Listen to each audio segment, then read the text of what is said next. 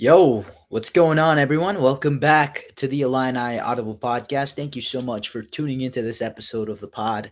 As always, I really appreciate it. And as always, we're back. We're previewing this Duke Week 2 matchup over at Durham, North Carolina. It should be a fun matchup. And I think Illinois is going to be challenged this one. But not to get too ahead of myself. Welcome back to the podcast. Really, really appreciate you taking a listen to this. Just back in my room, humble abode, recording another podcast is a fun one, right? I have a really special guest, Anna Snyder, who's going to be joining me later today, later in this podcast to talk, to preview this Duke team. Should be a lot of good insight from her. But yeah, back to the football.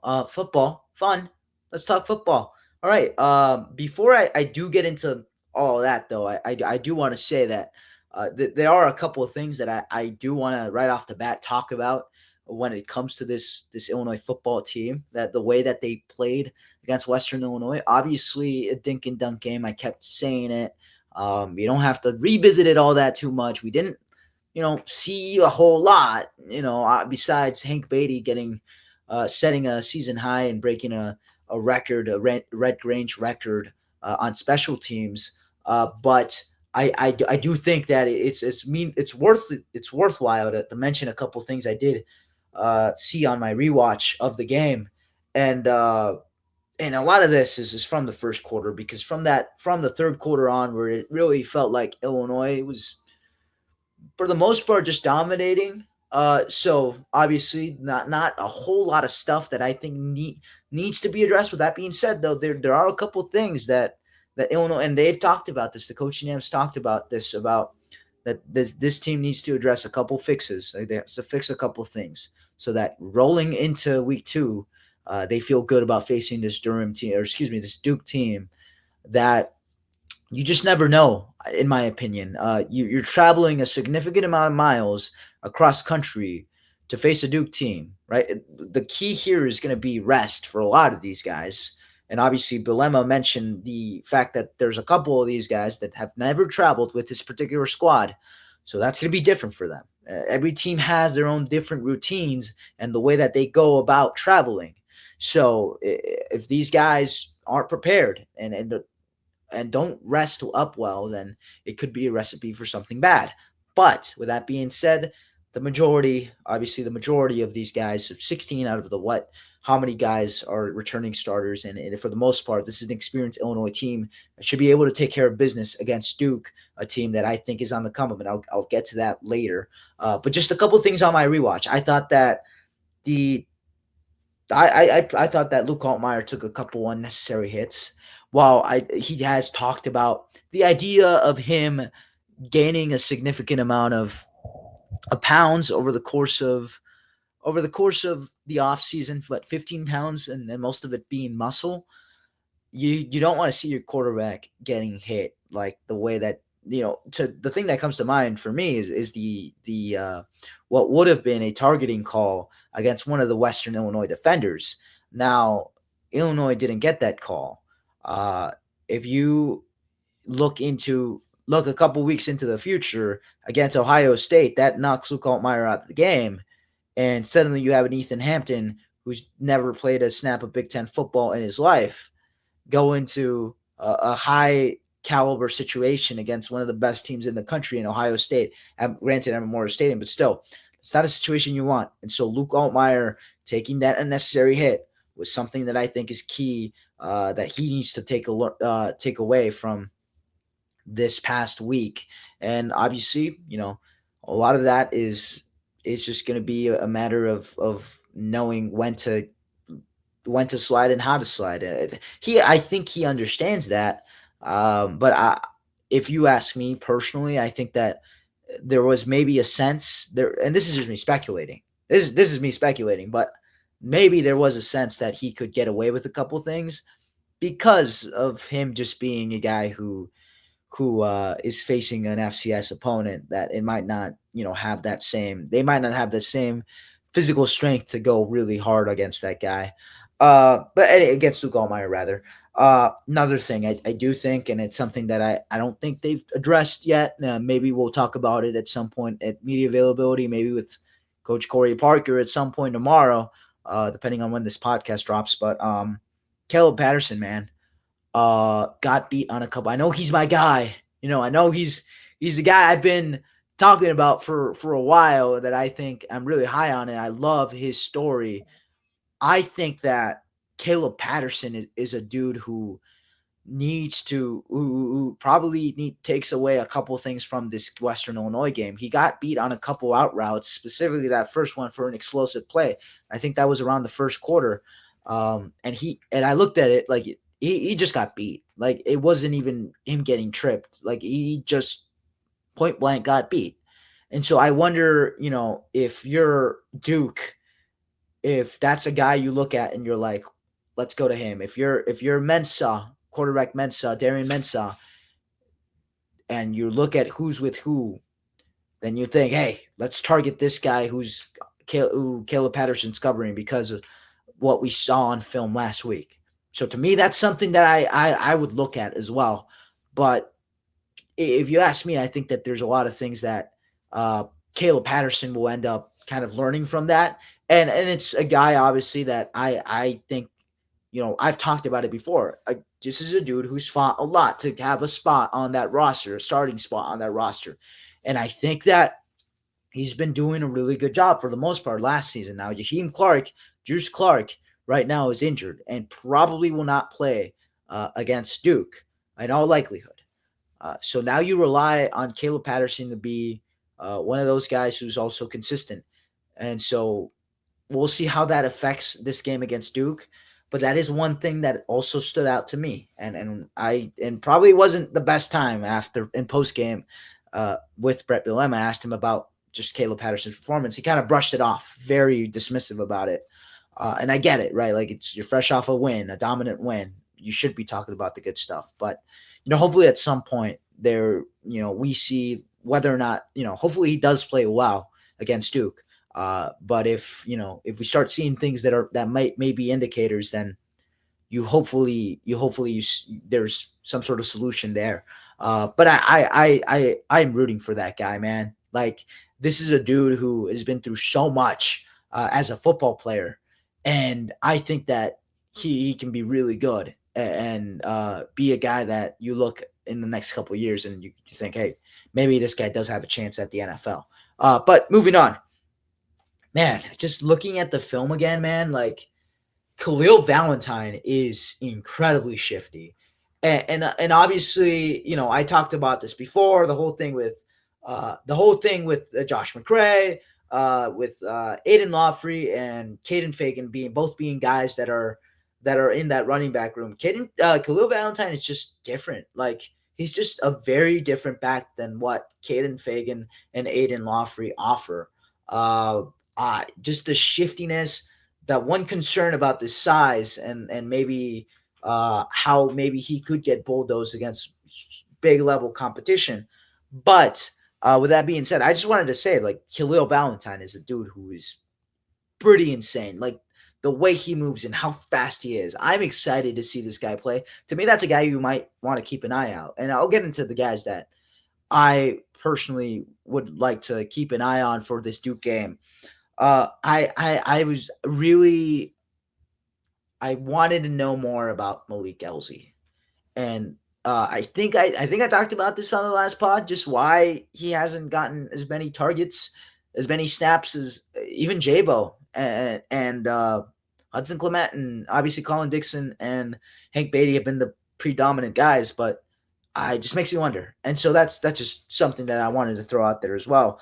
But another thing that I thought was really important early on, and I think they did a good job, Illinois did, at addressing this very early on, but the motion plays from Western Illinois, they gave Illinois the most trouble early on in that game, albeit it wasn't even close. But if we're being really nitpicky, if we're looking at this microscopically, we're scrutinizing this whole thing, like it felt like the only thing that Western Illinois could get going was the motion play. So to me, motion from the backfield is going to be the thing to keep an eye on against this Duke team. And if this Duke team starts dominating, getting on a roll with the backups, excuse me, not the backups, with the rollouts, then the motion from the back, then man, you wonder, right, what could end this whole thing kind of end up looking like.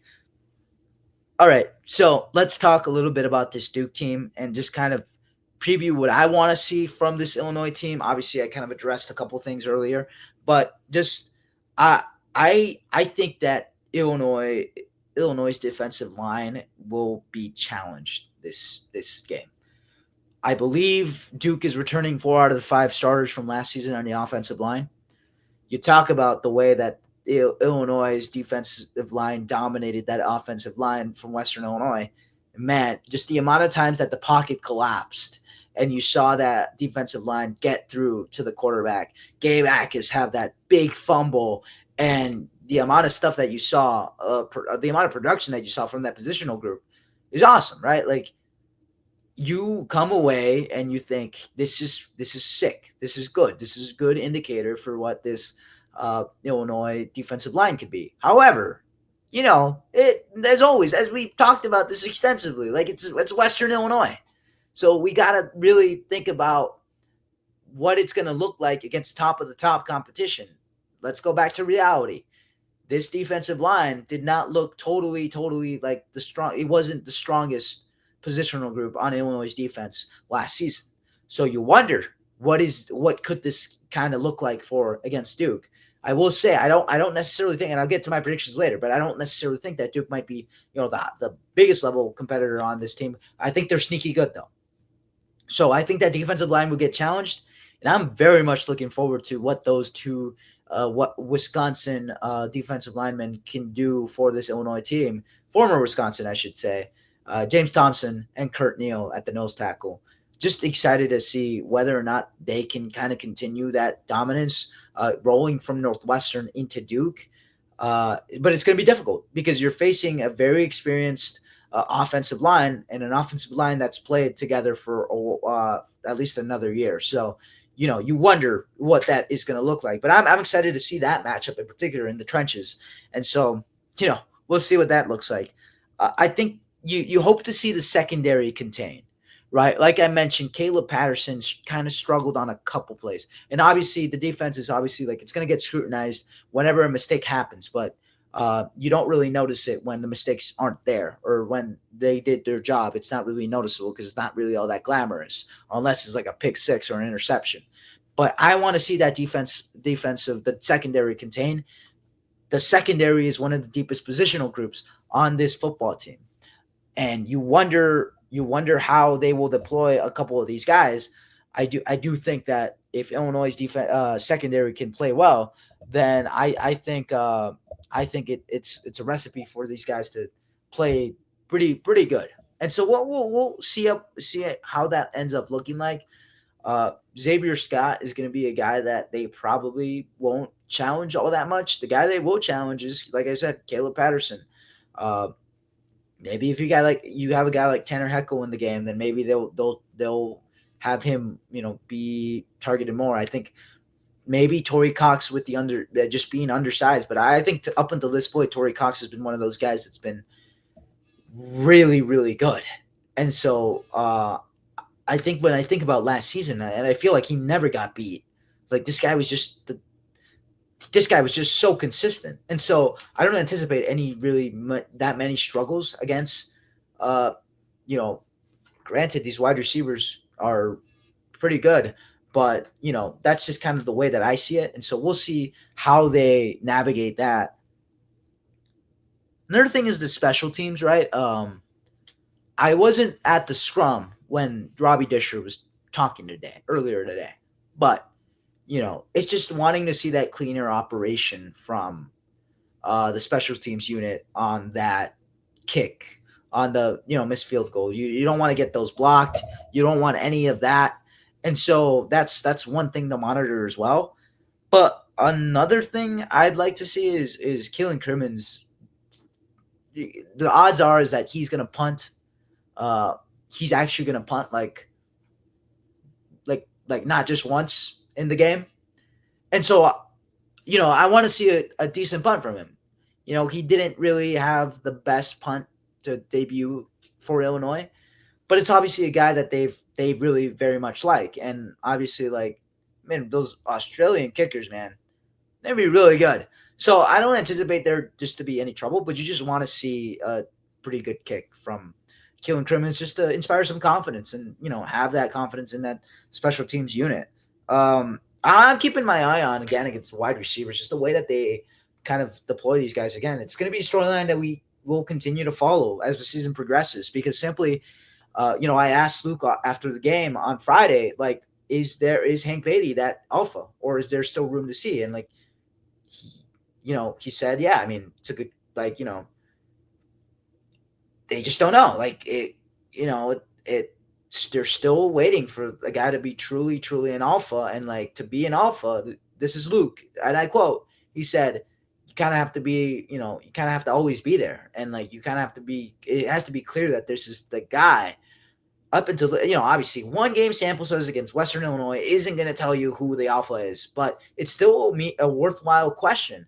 And this game could be part of that puzzle to really figure out and to give you those clues as to who this guy will end up being. Now, there's also the chance that it is not really one guy and it just becomes a unit effort, which it could be just based on how many flavors they got. And that's why, like, I look at these guys and I'm like, well, Hank Beatty and Jabo, like, these are the two guys who got the most, I guess, prominent targets against Western Illinois. I wonder if they'll do kind of a switch up where in this game it'll be Colin Dixon and maybe another guy, say Hudson Clement, who has a similar size to Jabo, isn't totally like that towering, but it's like a similar prototype in terms of physically. But maybe those guys, it's their turn. Maybe it's two guys at a time, or just the wide receiver core in general and how they play. That's what I'm going to be looking at, especially in this Duke game, because I think Western Michigan game in Week 3 isn't really gonna, it's also gonna be one of those games where it's like, I don't really know if like it, like, it could be another game where it's like, Jabo is a guy who comes from Ball State and EIU, not necessarily like the biggest tier programs, but has the physical tools that you look at and you say, hey, maybe this is a dude who could end up playing really, really well against teams like Western Illinois and Western Michigan. Maybe you throw him some really, really high tier, you put him in some really, really high level positions against a team like who's on the schedule. Like I'm struggling to think about it. Why not Duke? But maybe a team like Wisconsin at the end of the year when he has a lot more reps heading into the game, and you trust him more because obviously a one game sample size isn't going to tell you everything. But still, my hunch is that they're going to use wide receivers from all over. I think it's going to be two different guys in this game than it was earlier, especially because they already put a bunch of stuff on film. So I think it's going to be two different guys. But you never know. It could end up being just one dude who really, really gets the most targets and just gives you the clues as to whether or not there really is an alpha on this wide receiver core. So we'll see the way that this team kind of navigates all that. It's definitely a storyline that I'm very interested into following. Yeah. So overall, though, I do want to end this kind of portion of the podcast with a not declaration. Guys, I have a take, right? I do declare I have a take, and that is that listen, I think Duke is on that uphill climb, an inverse trajectory than what Kansas had a couple years ago. And follow along here. Let me explain.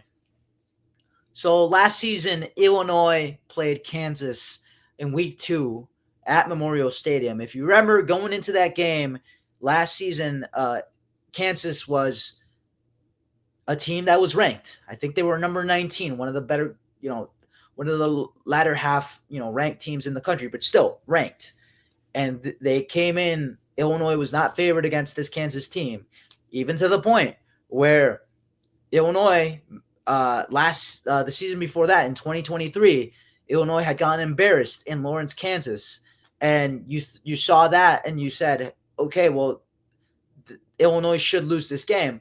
Well, flash forward in 2024, Illinois won that game, and if you do recall, and if you kind of in excuse me, and in retrospect, if you look at that game, Illinois, that was kind of the game that they arrived.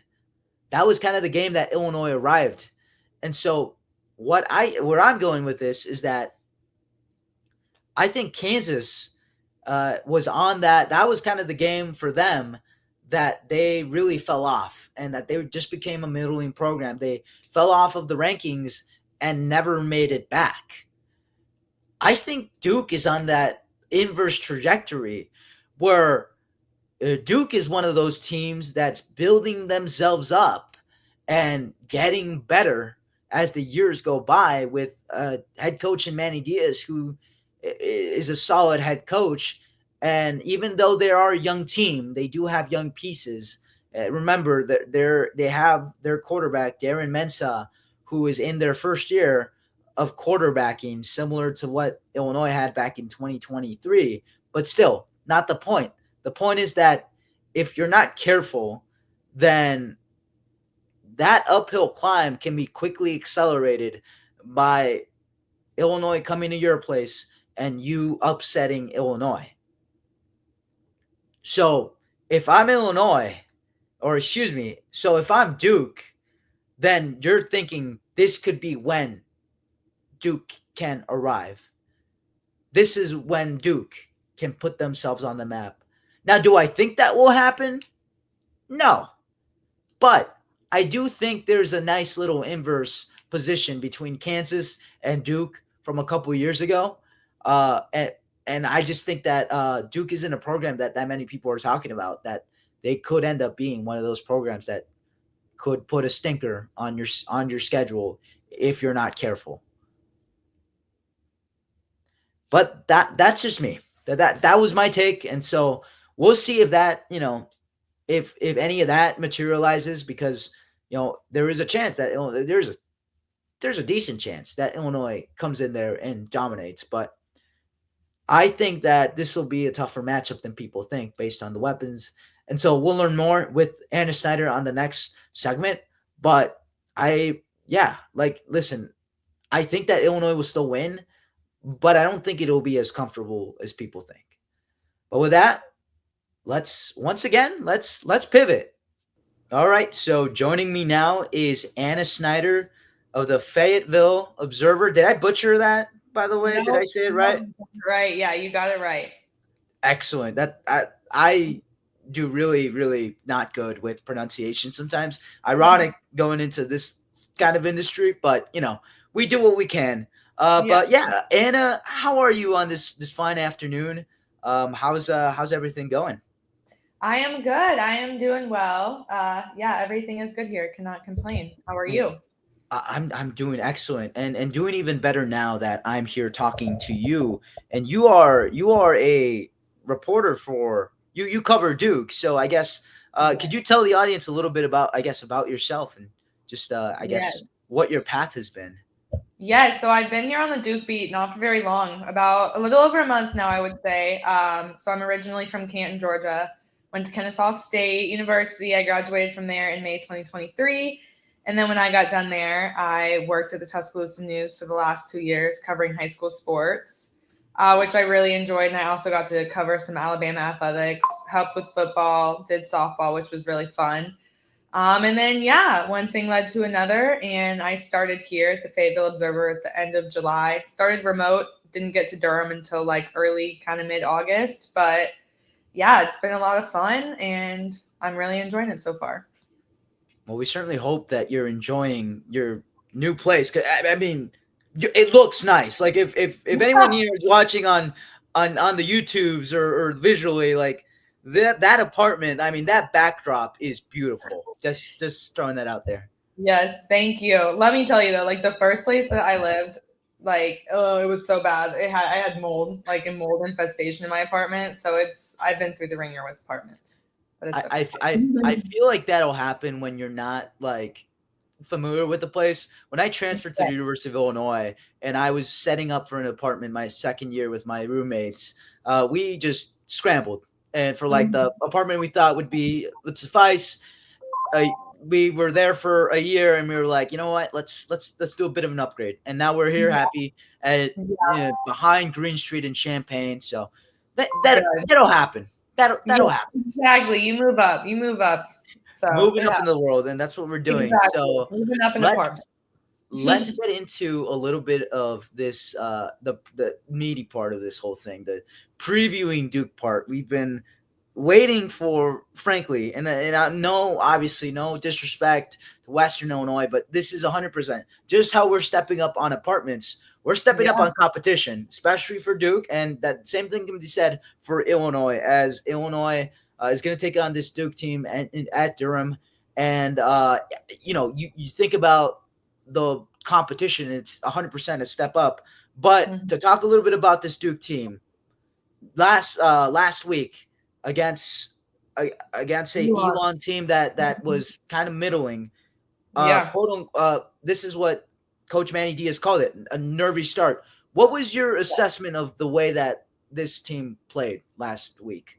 Yeah, so I mean, the way that they finished the game was great. Obviously, you said it, Coach Diaz said nervy start, which it's normal. It's the first game, a lot of new guys out there, but yeah, they were tied 10-10 at halftime with Elon, which definitely isn't where they wanted to be. But they had a few missed opportunities. I know missed field goal, drop pass, fumble in the first half, but they really just hit the ground running in the second half. Back-to-back touchdowns.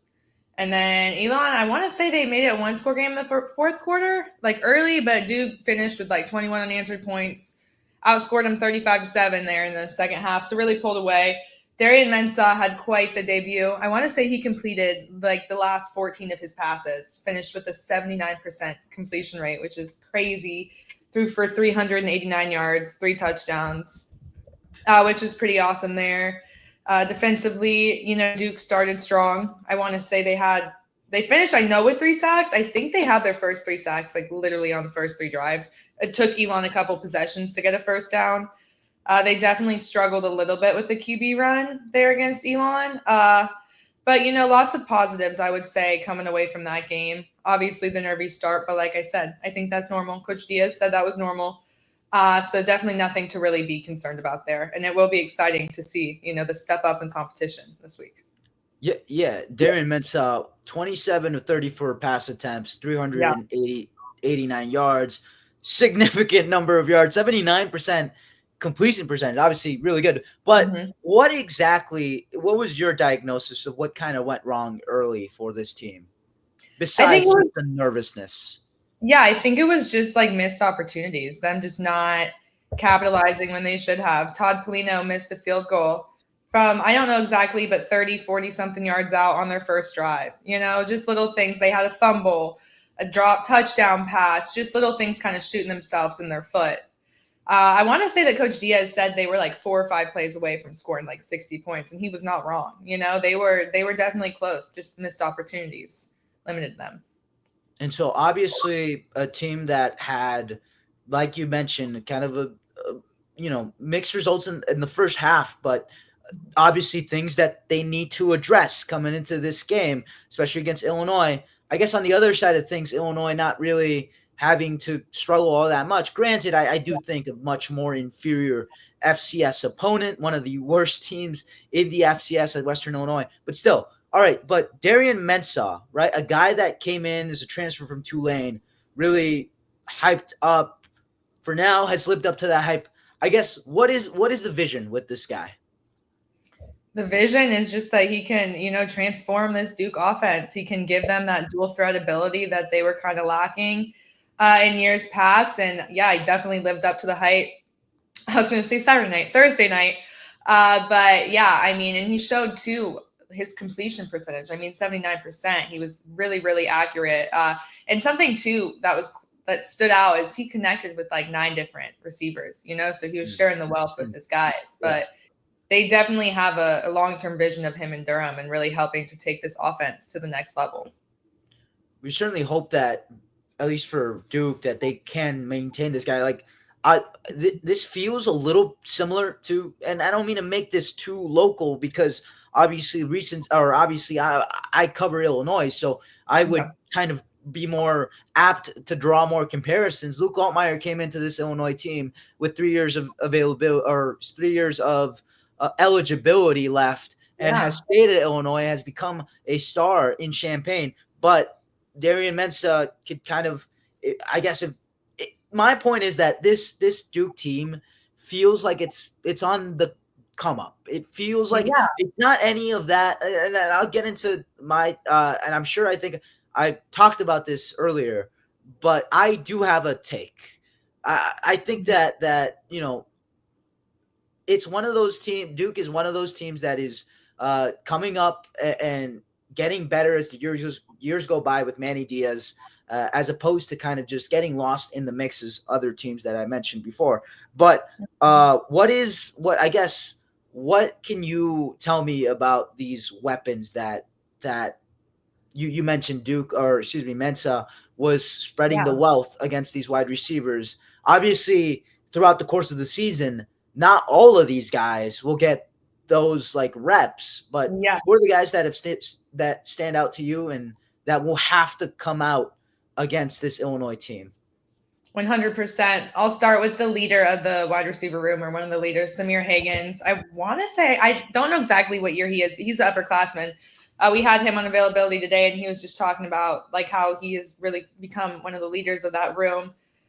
He had, I want to say, 2 touchdown catches against Elon, which was the first time he's done that in a minute. Uh, can't forget Cooper Barkate. He's a Harvard transfer. He was like all Ivy, had over 1,000 yards receiving last year. He was Mensah's top target Thursday night. He didn't get a touchdown, but he had 5 catches for, I want to say, 117 yards. Another transfer, Andrell Anthony. He's really going to be a deep threat for Duke, and definitely saw that Thursday night. And Quayshawn Brown is another one. I forget how many targets he had, but I think he finished second to Barkate there with receptions and yards. So he has quite the weapons, and it's cool because it's like a mix of some new transfers and then some returning guys. So it's cool to see them all meshed together, and it's been cool to see how quickly they've connected with Mensah. One of the things that Barkate said in availability, is that him and Mensah are kind of from the same area of they're both Southern California boys. So Mm-hmm. they kind of, relate on that, and that's kind of just helped their relationship. But he definitely has a bunch of weapons there at wide receiver. But out of all those guys, to you, and obviously it's early, and obviously, there's gonna be a lot of football left to play, even after they play Illinois. Yeah. Who do you mark as the guy, or one or two that you've got circled on your list that be like, okay, this is a guy who needs to show out against Illinois, or else this program might have to this program might lose against this Illinois team. Yeah, I definitely would say from the guys I mentioned, Cooper Barkate would be one, and probably Samir Hagans would be the other. Those are two definitely big guys in that room. And I mean, Quayshawn Brown too. It's hard because I think that they were all spread out pretty Yeah. even too there in receptions. But probably, yeah, those two or three. So when it comes to this defense, and we talked about this earlier before we came on, what was the diagnosis for you, of what kind of why this defense struggle? Obviously, Manny Diaz, a defensive minded head coach, but I guess what do you kind of see in that defense, or what have you learned about that particular unit throughout these past couple months or Yeah. weeks? Yeah, so I quickly learned when I got to the Duke beat that their defense, their front seven is like, that's big. That was like one of their top units last year. So I was really excited to see them Thursday, and the way they started. I mean, I think I could be wrong, but I know they finished with three sacks. I think they got their first 3 sacks like on the first 3 drives, and Hmm. took Elon a minute to get a first down, but they did kind of taper off a little bit after that. And Coach Diaz did speak about that in his press conference this week. They definitely struggled against the quarterback run. They had a tough time stopping that Elon quarterback. I wrote his name down, or I can find it. It was Landon. I want to say Landon Clark. He rushed for 61 yards and threw for another 101. So they definitely had a hard time kind of managing him with some of those runs. But I mean, if they can just play the way that they started, then I think they'll be fine. Okay, great. Yeah, because this Illinois team is going to offer one thing that shouldn't be lost on this I guess this game is that Illinois has a wide receiver core Mm-hmm. that had lost a lot of their production in Pat Bryant, Sakari Franklin, who are now in the NFL, and just has a bunch of different flavors that Mm-hmm. soon Illinois has to decide which one of these guys or who's going to come up as the alpha, or which couple of these guys are going to be the consistent guys for Luke Altmaier as go-tos. And so that'll be key for Duke to find Yeah. out whether or not like they can exploit their, I guess, that lack of identification that Illinois has right now. Mm-hmm. I want to stay a little bit on, I guess, or I want to move back to the offense for a little bit. Illinois has a the trenches on defense that Yeah. these guys have very little time together. They had to replace a lot of production on defensive line. Granted, their defensive line wasn't all that impressive last season as well, but I see this. If I'm Illinois, I want to see a lot of it. It's one thing to beat up on Western Illinois. It's another when you step up again. And I want to see them take on this Illinois offensive line. And, Aaron Henry, defensive coordinator for Illinois, has talked about the idea of dominating. See, I want to see this defensive line dominate that offensive line. What can you tell me about this Duke offensive line? Yeah, so Duke returns 4 of its 5 starters from its offensive line last year. They got a right tackle in Brian Parker the second. They got Jordan Pickett on the offensive line, Matt Craycraft, and then they also brought in a transfer, Jordan Larson. He's from South Dakota, so he kind of filled that last open spot. So their offensive line it's experienced guys, it's older guys. Kind of under those guys, depth is a little bit questionable. Some younger guys there. But with their starting five, I mean, they're very efficient. They work well together. They've been doing it for a while, so they definitely have a lot of continuity there. You mentioned the young guys on that depth.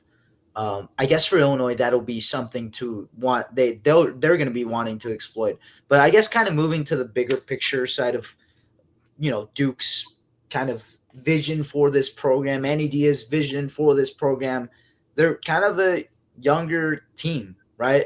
And they've also just came off of a 9-win season where they faced a lot of three high quality opponents, notably SMU, Miami, Old Miss in that bowl game. But I Mm-hmm. guess from where, and I know you've been there for only a short while, but still, what do you assess as the vision for this Duke program, and where do you think this program is at right now in terms of just generally? Yeah, I mean, I definitely think the program it's on the up, it's rising. You can tell like there's just an excitement with the players. They talk about, how they are one of the best teams, like they believe that they're one of the best teams in college football. They have playoff hopes. They have all of that, just like all the other teams. And Coach Diaz said something yesterday along the lines of, like this is a big time matchup. This is a big time opponent, and like this is Duke's time, to prove that they're on the up and they're a big time contender. So it'll definitely be exciting, to see that. But yeah, I definitely think this is a program that's trending upwards and it's showing, good direction under Coach Diaz's leadership. So I'll go back to Illinois again. This week 2 matchup. What specifically do you personally want to see from this Duke besides winning? Right, because obviously that you want Duke to win. I want Duke. We're all rooting for these teams that we cover, but what do you want to see from this Duke team? Uh, I guess as they face like one of the what now it's 11 ranked Yeah, Illinois. 11. They're 11 in the AP poll and 12 in the Yeah. US LBM. Yeah. I think what's going to be super key for Duke is their defense, their front seven, because I want Illinois returns all of its offensive linemen starters from last year, Yes. right? So Yes. I would say that's going to be really key for Duke. And obviously, Altmaier has lots of experience, so they're going to have to put some pressure on him. make him be on his toes a little bit. That's definitely something I would like to see from Duke. Um, and just the same from the offense. I'd like to see the offense kind of picked up where it left off. Cooper Barkate spoke after the game and he called Darian Mensah. He said magical. So I'd like to see some of that Mensah magic, kind of translate. But yeah, I'm just excited. Should be a good game. What is Duke's biggest strength on this roster? Just as I'm trying to learn a little bit more about this team, I guess Yeah. if you had to pick one thing, Mm, one position, what would it be? probably like defensive ends on their defensive line. Mm, they Hmm. have With some. Wesley Williams, J. Anthony, yeah, and they're just older, experienced guys, yeah.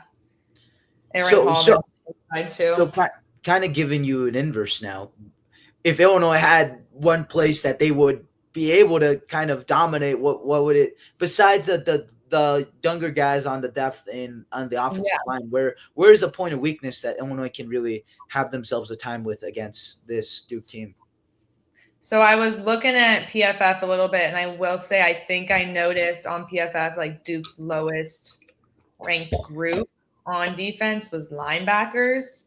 So maybe there, and I think that would kind of make sense with what I was saying with the QB run, all that, the struggles Yeah. and all that. Hmm. So I guess that could be a weakness that perhaps Illinois could exploit, but who knows? Who knows what we'll see. Yeah, it should be fun.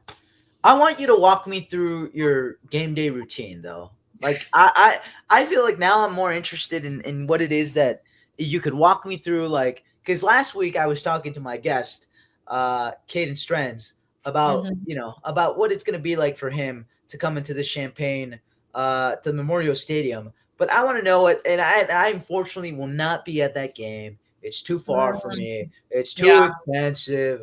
The Oh, modern oh, day and the industry is just the way that it operates right now. It's yeah. not feasible for me to come. But I mean, it'll be one of few or the only game this season I won't be able to attend, unfortunately. But I want to know what is that game day routine looking like for you? My game day routine. Well, I've only had one, and the That's last right. one that I had, it was a night game, so I like had the whole day. Okay. But like you want to know like when I get to the game, or like you want to know the whole thing? Whatever. What is it that walk me through your process? I guess so. I'll say Thursday. I wanted to parking opened at 5 on Thursday, so I made sure to leave. All 30 minutes in advance. All that got there right when parking opened, and I went to the Blue Devil walk, which is like their little walk into the stadium. So I think I'm gonna make that like a normal thing. Record them doing that, and then it took me a minute, but I found the press box. And then went up there, and I've heard Duke has good press box food, and it was not bad on Thursday. That So was that gonna was be my next question. Go ahead. yes, Sorry. it was hot dogs and hamburgers, but I mean, I enjoyed it. I don't think you Okay. could go wrong Okay. with hot dogs and Okay. hamburgers. Yeah. So, Yeah. but no, I enjoyed that. And then it's cool because okay, so I used to in Tuscaloosa when I would cover some Alabama games, they wouldn't let you onto the field until like the last 6 minutes or something in the fourth Yeah. quarter, something like that. Yeah. But at Duke, it's like full rain, like go do your Really? thing. Yes, I was like, What? whoa. So that was pretty cool. So I was like, I can't sit still. So I was like up and down, like going between like the field and like the press box a couple Yeah. times. But I thought that was cool because I was like, I That am not used to this. But yeah, and then was seated by game time, and it went by quick as they always do. So yeah. it was a late night though. I don't think I got home. I did not get home until like 1 a.m. It was a Yeah. late night, but I mean, it is It, what it is. yeah. I mean, late nights in this world in this when you're doing this specific job, it's like Oh give me all yeah, those late nights. It's fine. yeah. This is better than working at a factory. I was Oh gonna say yeah. though, yeah, I was gonna say like it's funny because at Illinois they only let us into the field like 5 minutes before the 5 minutes before the game is like or like at Yeah. 5 minutes of the clock in Yeah. the fourth quarter. Yeah. Every sport has its different wrinkles and all Oh, that. Yeah. oh So yeah, but I guess that'll wrap it up for this portion of the podcast. Anna, I appreciate you coming on and giving this podcast a shot, coming on and talking a little bit of Duke football. definitely feel like I learned a lot about this program and what to expect from this game. I'm super excited from the game. Last week didn't really bother doing predictions because you know Yeah, it's I hear week you. one. I It's see a kind what of you're a getting at. tune up preseason as kind of game. But I think Duke is worthwhile to do some 100%. predictions. Whatever Yes. I don't necessarily I enjoy doing predictions for fun. I don't take it too seriously. I think Yes, that's Illinois how I still. am too. Yeah, I go have ahead. to like remind myself, I'm like, this is part of the job. Like, not like it's because I'm like, I don't want to like be, I don't like being wrong. You know what I mean? But it's okay. Like, Exactly. it's part of the job. Like, everyone does Ex- it. So, it, exactly. So with that being said, I do think that Illinois. Well, I do think the first half will look a little bit scrappy with Illinois having to adjust to the level of the competition, having to mhm. travel a significant amount of miles cross country to face this Duke team.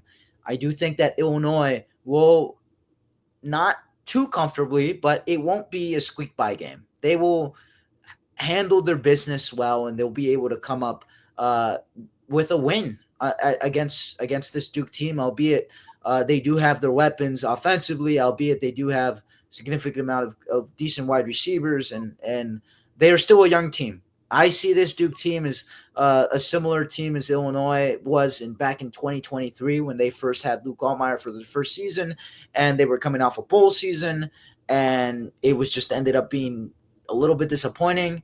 I don't think that Illinois should have too much trouble throughout the entire game. I do think that maybe in the early half they will struggle a little bit, but I think Mhm. overall Illinois is that experience has that super experienced roster and will come up with this win. What is your and what do you think, Anna? Yeah, I mean, I was kind of thinking along the same lines of what you were thinking. I saw that Illinois returned 16 people from his team last year, I think. So 16? 16 starters from last season, 18 from the Yeah, bowl from game. the bowl game. Yeah, Yeah. yeah. So Duke has 14. So Duke isn't that far off, but Okay. I definitely think Illinois, their experience, the quarterback, like in his third year, all the, Yeah. returners they got. I definitely think that gives them the slight edge, but I expect it to 100% be a close game. Duke has Okay. the weapons. They've showed they have the weapons, Okay. obviously, as has Illinois. So, but we will see who's Well, right come Saturday. yeah. No, we'll see, and I will. If I'm wrong, I will follow up with you. But I think one thing though, I do think about this facing this Duke. This is objectively a really good way for Duke to start the season off. While maybe they could lose this game, they could. It's very possible they lose this game against Illinois. I do think that. I mean, you face one of the better teams in the country to start the season. You Yeah. see what that kind of football is like. You Yeah, can early roll that set. in and into the rest of the season, and really the sky's the limit for the rest of it. I know they have a couple really tough opponents coming up throughout their schedule, but Illinois is a quality opponent, and at a very minimum, Duke will learn a lot about their program. 100%. 100%. And Duke, they're looking for their first top 25 win under Coach Diaz, too. Well, Yeah. well, listen, if Illinois is not careful, then I, Duke is not one of those teams that they they don't take it lightly. But Yeah. They're I going to like be, it's going to be a hungry I, Duke team, I 100%. I circled this game on the calendar a couple months back because this and the Indiana game for Yeah. Illinois as matchups that I thought would we are gonna learn a lot about this Illinois team as Yeah. well as Duke will learn about Illinois. But thank you so much, Anna, for joining us on the Illini Audible podcast. Anything else you have to share at all? Anything? No, Anything? nothing, No. nothing else. Right. Just thank you so much for having me. No, for sure. And but thank you. Subscribe, rate, review if you so please. I will catch you on the next one. Peace.